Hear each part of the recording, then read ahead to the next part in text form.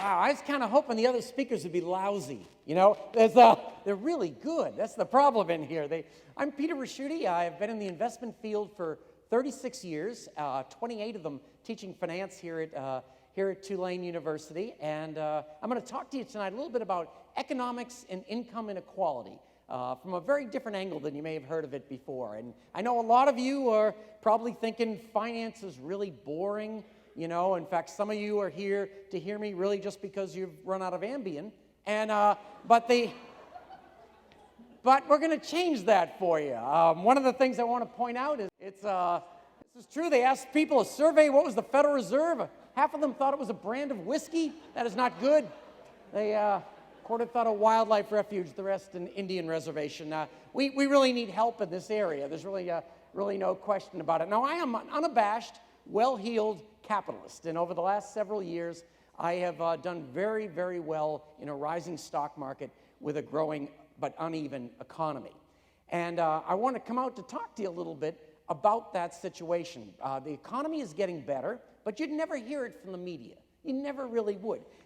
Everything you get is bad news. I'm watching Wolf Blitzer on the Situation Room on CNN, and he's talking about the economy, and now even I'm getting scared, and geez, and I think to myself, damn, if my name was Wolf, I would not grow a beard. That'd be the other thing I wouldn't do. So they, come on. And then good thing is they gave me this clicker, which I know we had some problems with earlier, but it is great because it allows us to pick up TV stations. Really terrific, these TED people, lots of money. And so let me see what they got. I want to see what's on TV right now. Let's see. Let's try to see what's on Fox News. They're coming for your guns, and next they'll be wanting your women. Okay, there's a... Okay, now over to Steve with weather. It's raining. Thanks, Obama. There's a... Oh, my God.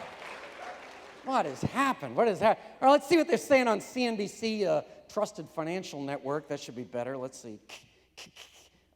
The Chinese are buying our debt. It is wicked bad. Dogs and cats living together. Okay, that's CNBC. Oh my God. It's, boy, this is a big stage, very big stage. I'm actually getting a lot of exercise, I think. That is kind of cool. My whole family's more into fitness now. A couple of years ago, my mother-in-law started walking 2 miles a day, and now we don't know where the hell she is. So it's really working out great. It's, working out in a number of levels here. What you need to know is the economy is actually doing pretty well. It's not very even, but it is doing pretty well. You'd never get that from the media.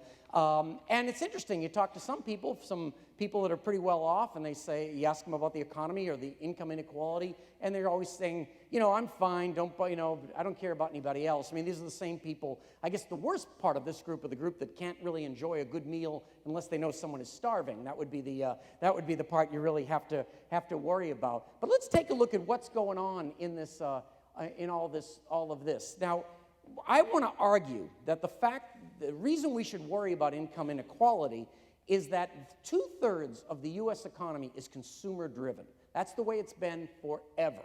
And so even if you're a rich person and think, I don't need the middle class to be able to do well, it is hurting you because 2/3 of the economy is consumer-driven, and this is going to sound a little curt, but the rich already own everything and the poor can't afford anything. So it is the middle class that drives that portion of the economy. And that's what we have to keep an eye on. Now, the middle class have really lost their economic mojo with everything that has happened in here. Very hesitant to spend, particularly on non-necessities and big-ticket items. And why is that? What has happened? Well, first of all, there's concerns about employment.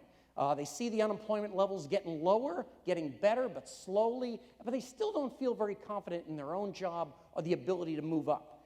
They worry about savings and investments. So what the average person went through with their investments in 2008, 2009, they will never, ever forget.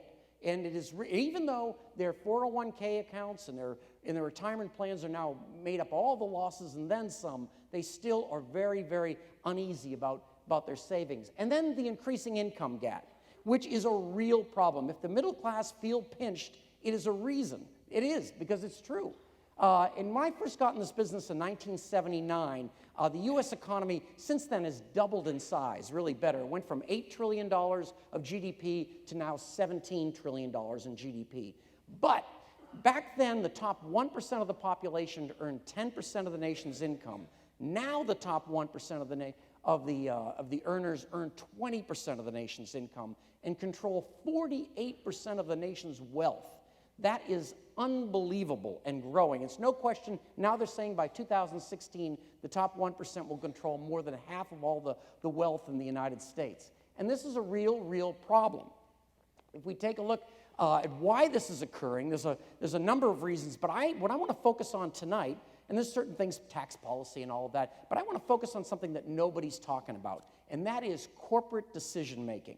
That is what is driving, it is the accelerator to income inequality. And what is happening is, first of all, U.S. corporations have loads of cash, hordes of cash. We think U.S. corporations have $2 trillion worth of cash in their coffers right now. They have another $2 trillion squirreled away in offshore bank accounts. That's $4 trillion. That's a lot of money. And so that money is not going back into the economy. And that's what we need to talk about. If you want to know how much money's out there, right now, General Electric has $135 billion in cash. Microsoft has $85 billion in cash. ExxonMobil has $50 billion in cash. This is not normal. This is normal is when the CEO can call the CFO and say, you know, Steve, the light bill comes in this month. Do you have enough cash to pay it? Now it's, hey, Steve, this is, I was just wondering, we're thinking of buying 2 or 3 small countries. You got enough cash for that? You know, this is crazy. And the money they are spending, and this is what is driving the wedge in here that no one is talking about yet, is that where are they using the money? Where are these corporate profits going? Because corporate profits are phenomenal. They're not good. They're not great. They are outrageous. It has never been this good for corporate America. And what are they doing with it? Well, first of all, they're buying back their own shares. In the last 4 years, U.S. corporations have bought back $1.5 trillion worth of their own stock.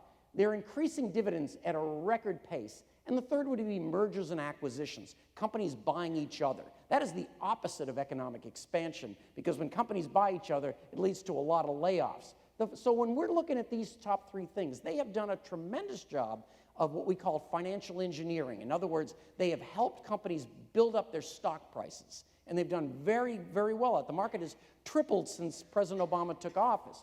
But these are the things we're looking at in here. And they've done very well for stock prices, so they've done very well for the rich. But remember, the top 1% owns 50% of all the stock in the country.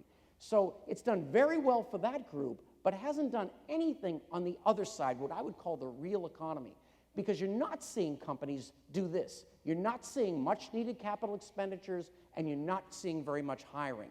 Those are the things that help the general economy, and it's just not happening. And this is what's holding us back in here. And I'd be interested to see how long this will go on. But now that everybody's talking about income inequality, I'm expecting some movement on those bottom 2 forces.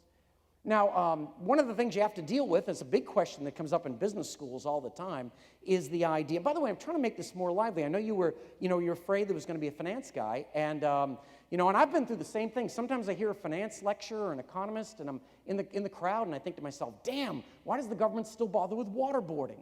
So I'm trying up here, really.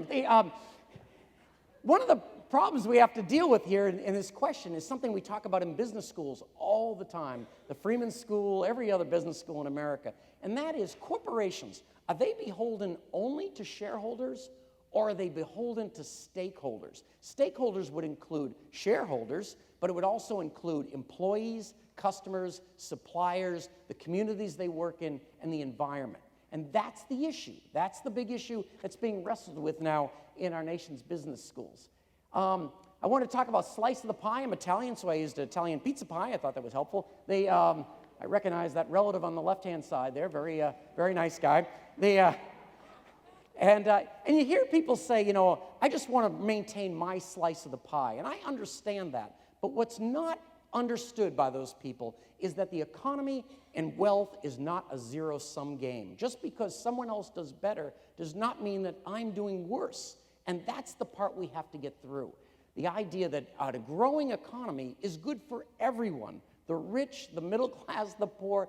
And finally, when we get that kind of thinking, we're going to be a lot better off. One of the things I'd like to end with is the idea of why capitalism works. Capitalism only works if most of the citizens believe that it is a fair and flat playing field, and also that everyone has a chance to move up economically in the society. If they don't believe that any longer, it doesn't work. That is what destroys capitalism. And I think we're actually very close to that level right now. We've had an economy that's done very well over the last several years, but hasn't really benefited everyone. It's benefited the rich on Wall Street, but has done very, very little to help the middle class on Main Street. And there needs to be a change. Thank you so much. Yeah, okay. Yeah, okay.